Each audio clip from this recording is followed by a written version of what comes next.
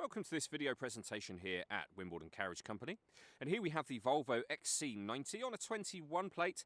I'm going to start off first of all by showing you around the outside of the vehicle, and then we'll hop in and run through some of the controls on the inside of it from there. From the outside you can see it's a 5-door car with alloy wheels and tinted windows. We're going to start off inside the boot area of it first of all. The tailgate on this car will open electronically, as you can see. As we approach the back of the car, you'll also see reversing sensors. This car's got a parking camera as well.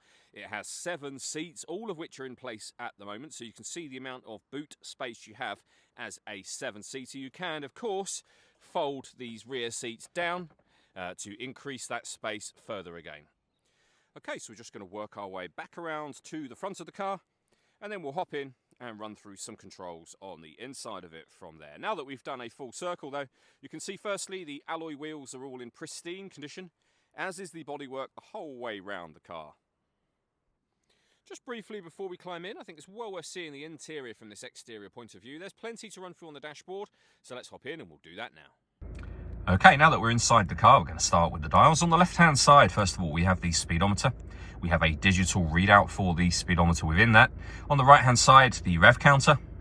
Inside the rev counter, it will show you what gear this car is in. It's an automatic, so we, of course, are in park at the moment. Below that, we have the fuel gauge for the car. And over on the left-hand side, below the speedometer, the total miles, which are 48,603. As you can see, your satellite navigation information is being displayed in the middle there. You can change that for various different things, which you can see just there, and which are controlled using the buttons over on the right-hand side of the steering wheel.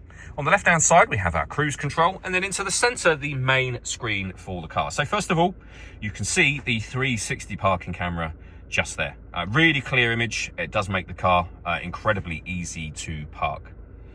The main screen will allow you to access the home screen by hitting this button. It all then becomes touchscreen from there. So for example, you can access your satellite navigation. Really nice, clear color display, as you can see. You've got your audio menu where you'll access your DAB, FM, AM radio, your Bluetooth audio as well. You can pair your phone, of course. We have a vehicle status menu. And then along the bottom here, we have our dual zone climate control. So you can open up the fan speed menu.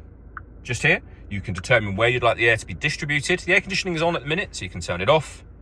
Back on again, you can recirculate the air that's in the car. That's a great way of heating it up or cooling it down quickly depending on the temperatures you've set, which we'll come to in just a moment. Or you can hit auto. The car will then take full control for you to maintain your temperatures. So in terms of adjusting the temperature yourself, you can, down in this bottom left-hand corner, adjust the passenger temperature, and then your driver temperature on the right hand side. So you can either slide or just tap where you'd like the temperature to be. You can close those down.